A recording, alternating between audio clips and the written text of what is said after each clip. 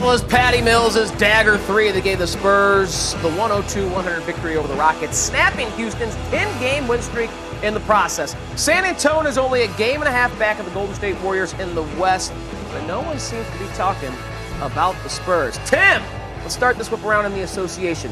Are the Spurs exceeding expectations, or will they contend the rest of the season if they stay healthy? I don't know how you can exceed expectations when we've come to expect the Spurs to be a top team in the West, to win 50 games, and to compete for an NBA championship. I mean, that's just the bar that Greg Popovich has set since he's been the head coach there. It was the same thing with David Robinson. It was the same thing with Tim Duncan. And now it's the same thing with Kawhi Leonard and this group of guys. I think the big thing for the Spurs, if they're going to have success in the postseason, is going to be that guy right there. Both those guys, Manu Ginobili, Patty Mills, the others around LaMarcus Aldridge and Kawhi Leonard. Because I don't think those two guys are good enough. I don't think they're dynamic enough. I'm not sure they're big enough superstars to do it just the two of them. Wow.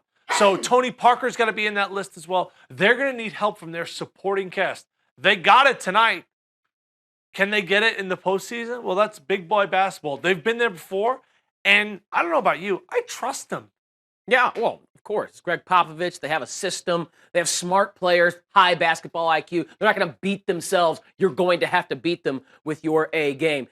No one talks about the Spurs because of the way they do it. Plenty of people have been talking about the Rockets, though. Do they have a problem? Are they just a team that's going to play really good regular season basketball but fall short against the Titans of the West? That seems likely, but I'll say this. After the start they've had this year, once they get Clint Capella back, nobody wants to play them. Nobody. They're a nightmare.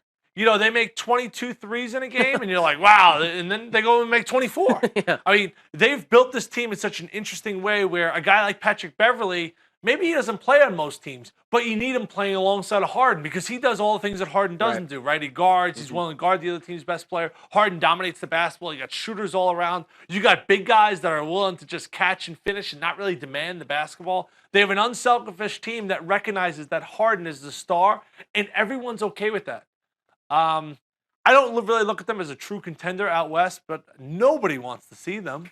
Well, tonight they saw Patty Mills and the San Antonio Spurs in their 10-game win streak. It was a great game coming down to the wire, but the dagger three by Patty Mills gives the Spurs a 102-100 win.